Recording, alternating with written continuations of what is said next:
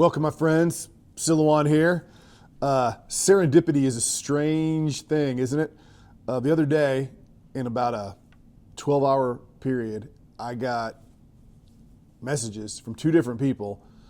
One, a man who talks about grief due to a loss of a son, and another, an old friend who's a chaplain in the Navy, putting on a conference or planning a conference on grief that he wanted me to be the keynote speaker at.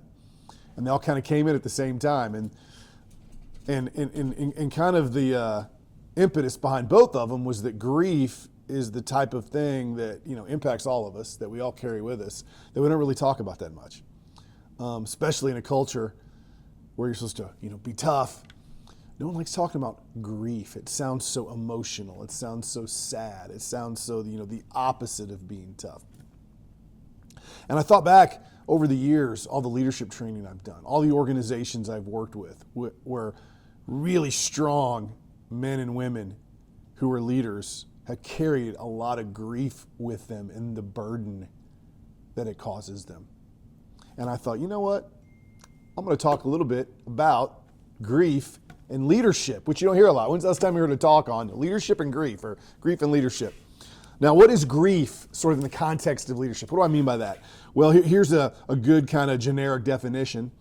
The emotional and moral weight carried when responsibility involves loss, sacrifice, and unmet outcomes. And the grief is often worse the more you care. If I'm a leader, I don't really care. Something bad happens, I might not experience that much grief. But if I do care, if I'm the kind of leader that I talk about in my trainings, where I have courage and I have humility and I put my people first and I take the time to know my people, I'm going to have created an empathy within me for them that if something bad happens, it's a lot of weight to carry. Weight that we don't like talking about. As I was going through this, I thought of a bunch of examples, from my career speaking and talking on this. I got to meet a former Marine who was the colonel in charge of the Marines when the Battle of Fallujah started back in 2004, 2005, something like that. And it was a horrible, bloody battle, and many Marines were killed. And, I meet him 15, 17 years after that happens, and he couldn't talk about it without pain in his face. And as he described what happened and the decisions he made and the lives that were lost, you could tell he just didn't carry grief, he carried blame. And it was the type of weight it's hard to ever unburden yourself from, because nothing you do to yourself is going to bring back those men and women who died that you were leading. I think of business people I met over the years. It might seem like, what's running a business have to do with being in combat? But, you put your heart and soul into something, you put your finances into something and it doesn't work, and you put your family through the ringer, you worked long hours and it fails, it's grief, it's a burden. When we first moved back here from California, my wife and I, and pretty soon thereafter I was working in Broad Ripple, I had an office there. And there was this location, and I'll never forget, it was almost a joke until I really understood. And it was this location in Broad Ripple that appeared like it would be a great place to start a business. And right there on a corner. But the problem was, it kind of was deceiving, because there wasn't a lot of street parking. It was on a really busy corner. There was no place near there that you could park. And it ended up not getting a lot of traffic. But because it was highly visible, the rent was really high. And the joke was all these businesses that went in and out of there, and a business would move in. And you'd kind of joke, like, well, when are they going to close and when are they going to leave? And this one came in, and I knew a little bit about the couple, and I knew they were a fairly wealthy couple, and I watched this happen. And it was interesting as time went on, over about the 18 months that they were there, where they opened and they were excited and they remodeled, and then by the time they left, how they aged, the wrinkles in their face, how they changed. And then when finally their business wasn't successful because it didn't get the foot traffic they thought it was going to get, and it was a bad location and they were oversold by the realtor, I learned that they had initially put almost all their life savings into this business. They were so sure it was going to work. And then as it didn't quite work, they went down a trap that a lot of entrepreneurs go down. Well, if I just put more time and I just put more money, and they devoted all their time to it. And they ended up mortgaging their house. And by the end of this, they had spent their life savings. They had mortgaged all the equity in their house. And they had to end it. And I remember talking to him, meeting him after this. And I knew all this. I didn't really want to go into it. And you could see the pain in their face. You could see the grief in their face. And it's the same grief and pain I've seen in law enforcement officers, in chiefs and sheriffs, that, you know, they might have lost a friend. They might have lost an officer or a deputy 20 years ago. And they start talking about it, and they almost can't keep their composure. Or I was giving a talk out in Reno, Nevada years ago. It was Fire Show West. And it was all these fire chiefs from across the western United States. And I was giving a keynote, and right before it was a memorial service, and all these chiefs are in their dress uniforms. And I get finished, and I walk off to the side, and there's a chief waiting for me. And he thanked me for talking about things like this that people don't like talking about. We want to talk about the strength of being a leader and how to motivate people, not the burden that we carry. And I met him, and even though he was this big, tough guy, before I knew it, he was in tears. And he was talking about how alone he felt. If you're a leader and you felt loss, you have felt culpability for something failing, for something not going right, you feel like you've let people down, you've lost people. Grief is a common thing. Now, you're not alone here. I was just looking at some statistics, and this is just across leadership. You know, so this would be anywhere from, you know, a colonel in a combat unit to a high school principal or a business owner or a middle manager at a Chrysler plant. But according to this, 52% of leaders report burnout, okay? 66% reported burnout in 2025. It went up from 52% from a few years ago to 66% in 2025. Middle managers in particular report higher burnout compared to non-managers. And then what happens? How do we deal with this? We deal with it in silence. Now this, to me, is the tragic part of this. The type of leader that's increasing, you know, from 52% to 66%, that's going to feel grief is the one who cares the most. It's going to be the one that feels that responsibility. Then what happens? You feel grief, and what it tends to do is it tends to isolate you. You don't want to talk about it. You don't want to be more of a burden. You know, you're the leader, and you're talking about how it's impacting you, and you already feel guilt and you already feel grief. It can make you feel worse talking about it. But then what happens? Okay? The impact of that is the leader who wants to be a good leader and cares about their men and women, it makes you a worse leader. Because what's some of the impact when you internalize that grief and you don't let it out and you don't talk about it? You get emotionally exhausted, detachment, you don't connect with your team as well, reduced empathy. You come across to them like you don't care, when in fact you care a lot, which is why you carry the grief. You get difficulty sleeping because you can't stop thinking about it. You know, one thing I know in my life, grief, you know, ways I think I've let my family down, ways I think I've let my wife down, ways I think I've left people down that I've met or talks that I've given. Man, that stuff spins around in your head. You know, those are the things where you feel like, man, I let my family down and I wasn't a good father, or, you know, I caused this business to lose money, or I didn't do what I needed to do. Man, those keep you up at night. You don't sleep, and then all of it gets worse and it accumulates.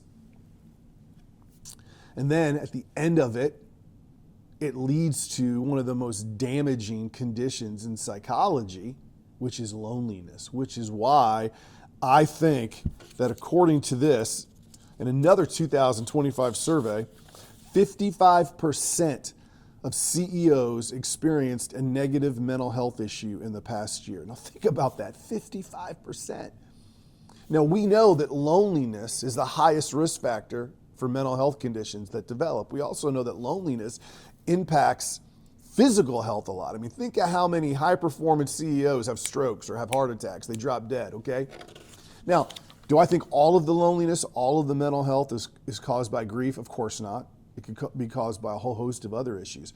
But grief is definitely one we internalize, we don't like talking about. Now, what do you do with it? What if you're that leader watching right now, or you're friends with a leader and you're worried about them? How do you help them begin to unpack this? Well, in psychology, a strong tool is reframing. How do you, for instance, make a weakness look like a strength? And I think the most obvious way to reframe grief is that it doesn't mean you're weak, and it doesn't mean that you're bad. What it means is you care a lot, or you wouldn't have grief. Okay? What that leads to is when you care a lot, you're the type of person, you need connection, you need empathy. The things that grief can lead to that are negative, emotional exhaustion, detachment, reduced empathy, difficulty sleeping, the way you cure that is reconnecting. Now, if maybe you feel like you've let people down, how do you reconnect with them? Well, more than likely, if you're a leader in an organization, you're not the only leader. You're somewhere in that chain of command. Maybe you're the captain, or you're the middle manager, or you're the assistant chief, or you're the vice president. Well, one way to overcome the isolation and the loneliness that grief can cause, which leads to the lack of empathy, which leads to you not being an effective leader, is realizing you're not alone. And realizing something that I speak about a lot, but leaders tend to avoid it, are things like peer support and connection in organizations. You need to feel connected. You need to feel like you have peers that you can talk to that understand where you're coming from. Now, this might be you're a CEO and you're in a CEO group. This might be you're a VP and you're with other VPs. It might be you're in a small city, in a small organization, and you almost have to go outside of your chain of command. You might not like it as the chief, but you better be buddies with the sergeants, because that might be all that you have. And I do an enormous amount of training on peer support and mental health, and there are all sorts of peer teams for officers and members of an organization. And very rarely does it come up that it's lonely at the top. You see, leaders need community too. Leaders need to connect. Leaders, as I have written down in my notes here, they need peer support. Just like everyone that works for them, they need balance in their life. They can't be consumed by the job. They need to learn how to come home and take off the CEO hat or the chief hat and just be dad or mom or single person having fun, okay? All those things that we're increasingly understanding and addressing in a better way that we need to do for the men and women that work for us, you got to do for yourself. And it starts with connecting in some way. Maybe it's connecting at home with your family. Maybe it's connecting with an old friend who is a leader at another organization, and you know that you might have similar issues and you just need to talk. Maybe it's a men's group. Maybe it's a prayer group outside of work, has nothing to do with your professional role. But I just want to end with these two things, okay? Because it's a big topic, and I'll be talking more about this. But, two things. One, you're not alone. You are not alone with this. You are not the only leader that feels this way. And two, you overcome it by not just leading, but by building connection, looking outside of yourself, finding people that you can talk about things like losses you've never told anybody that impact you. That thing that happened 5 years ago that weighs on you, the guilt that you feel, the shame you felt, the grief that you felt. Really sitting back and asking yourself, who knows those things about me? Does my spouse know? Do my friends know? Maybe they should. Should I carry this alone? What lesson am I teaching my kids? If I don't unpack my grief, if I don't unpack what I'm carrying, what am I teaching my kids to do? What am I teaching my officers to do, my workers to do, my firefighters to do, my police officers to do? And then how can you look at it and at least give yourself a little grace and reframe it by going, well, I only feel that way because I care. I only feel that way because I want to lead in a courageous, humble way. And part of leading in a courageous and humble way is facing my own grief, being an example for my team. So if you're a leader feeling grief, thank you. Thank you for caring. Thank you for being one of those that want to carry the burden for us and for your team. But if you want to do the best job possible, you got to unpack it. And that starts with understanding, as I just said, you're not alone. And you have got to find a group or a person to connect with so you are not on an island by yourself. You're not alone, my friend. I'm here for you. You got friends there for you. Family, you got people that got your back. Maybe your isolation is blinding you to that, but it's there. So thanks for being with me today. Keep checking back. I'll talk more about leadership topics like this in future videos and articles. I'm Silouan. God bless you all. I'm out. Peace.